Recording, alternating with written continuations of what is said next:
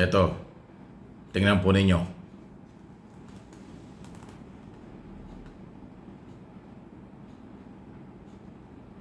Yan po yung 20 pesos na binebenta ng gobyerno.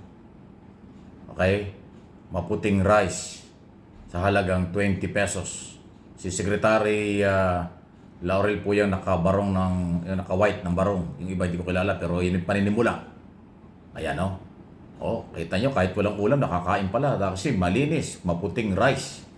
20 pesos. Ayan na. Kaya ko pinakikita kasi po kauumpisa lang. Ha?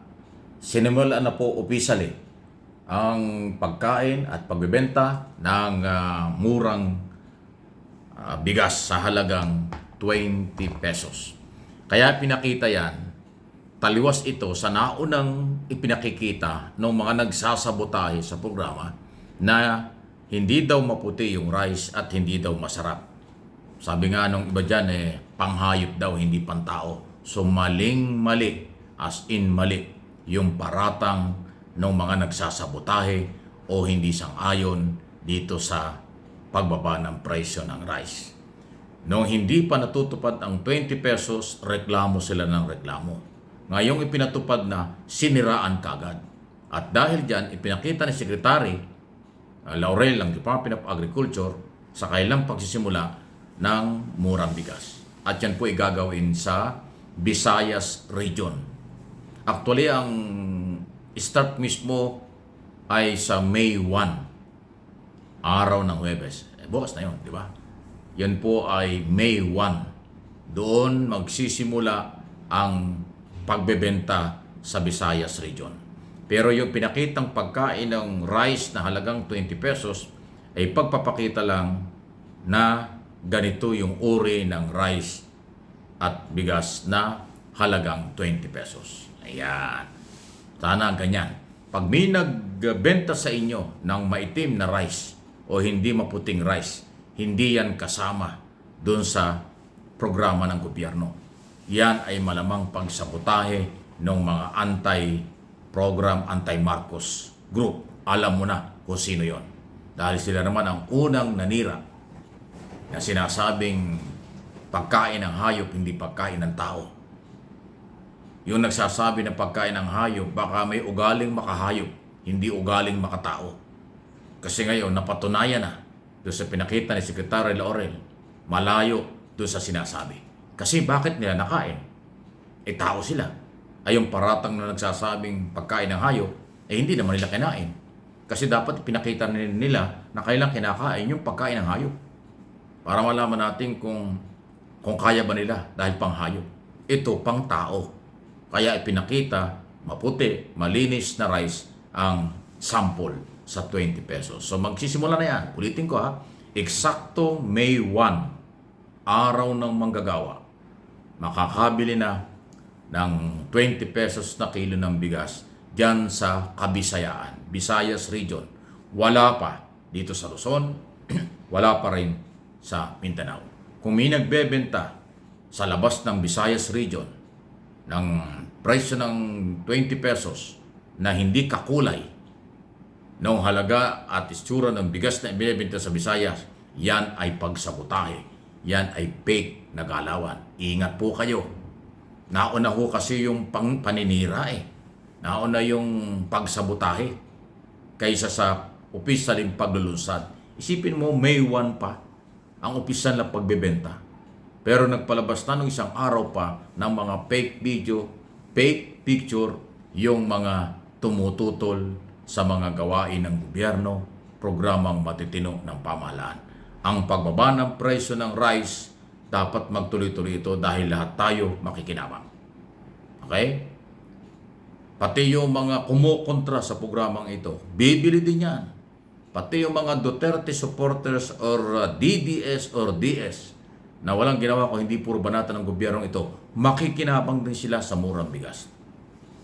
Dahil ang gobyerno under President Marcos ang nakagawa nito. Hindi nagawa ni Duterte nung siya ang presidente. Yung kanyang pangako noong 2018 na State of the Nation Address ni Digong Duterte, nagagawin niyang 7 pesos. Hanggang doon lang yon. Yun ang pangakong napako at walang nangyari. Itong kay Pangulong Marcos ay pangarap lang na bumaba ng 20 pesos. Ngayon may katuparan na simula May 1, Labor Day. Ayan, okay? Kaya tumaas yung rating. Kaya pumapalo yung mga kandidato niya. Although yung pagpili ng kandidato, hindi ko sinasabing suporta natin lahat sila. Mamili pa rin tayo. Kayo pa rin mga botante dito at sa abroad ang merong exclusive na karapatan kung sino sa palagay nyo ang karapat-dapat na maging senador, party list congressman, district congressman, governor, down to councilor. Kasi midterm election itong papalapit na eleksyon sa Mayo 12 naman. Ayan, di ba? Kaya pagkatapos paglunsad ng May 1, di ilang tulog na lang, eleksyon na.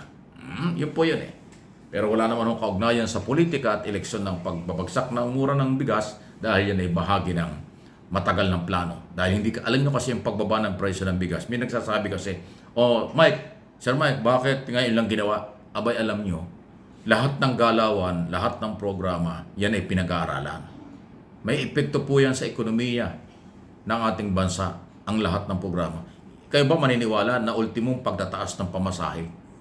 Kinukonsulta yan sa National Economic Development Authority kung ano ang epekto sa pangkalahatan, ekonomiya at kabuhayan. Ganun po yun. Pamasahe pa lang yun.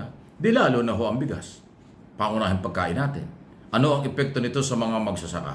Ano ang epekto nito sa mga retailer at saka mga supplier at kung ano pa na may nasangkot sa pagpuproduce ng palay at ng rice? Ganun po yan Ano ang epekto nito sa mga simple na nagtitinda sa palengke, sa kung saan-saan dyan, sa mga supermarket, nitong pagbaba ng presyo ng rice? Yan po'y kinukonsiderang lahat. Yan po'y pinag-aaralang mabuti, hindi yung basta ibababa. Kaya para maganda ang nangyari, at yun ang mangyayari, yung 33 pesos, ginawang 20. Yung 13 pesos na natitira, yun ang paghahatian ng mga local government, lead by mga governor, at ang kalahati nun ay Department of Agriculture. Ibig sabihin, kung 13 pesos, so 650, tama ba? Kalahati. Ayan, 650, ihahandle, subsidized ng local na pamahalaan. Yung 650, bahala na ang national government. So, walang masisira, walang maargabyado. 30 pesos pa rin nabibilhin sa mga nagpo-produce ng rice at ibebenta ng 20 pesos sa consumer na Pilipino. O di ba, ang ganda ng programa. Yun ang dahilan kung bakit natagalan. Kasi sinasabi ng ibang sarado ang isip, mababaw ang kaisipan, mababaw ang pangunawa. Bakit ngayon lang dahil mag-ieleksyon? Bakit ngayon lang dahil kung ano, matagal na 3 taon na daw? Ayan ho yung epekto ng mga mapanirang grupo na hindi nag-aaral kung ano ang sinasabi at ano yung nangyayari. Makapagsalita lang sila, kulang sa kaalaman. Publicity lang, katulad nagsasabing pagkain ng hayop, bakit 3 taon na ngayon lang ginawa? Puro pangako, walang nangyari. Kasi hindi nila alam at hindi niya inaaral ang implication ng mga programa. Kung ito'y kailangan at kung sino ang makikinabang, sino ang tatamaan. Yan ang style ng management ng gobyerno. Pero ang mga bumabatikos dito, puro negative, walang pagsusuri kasi mababaw ang kanilang kaalaman. Please like and share ng video ito. Subscribe kung hindi pa.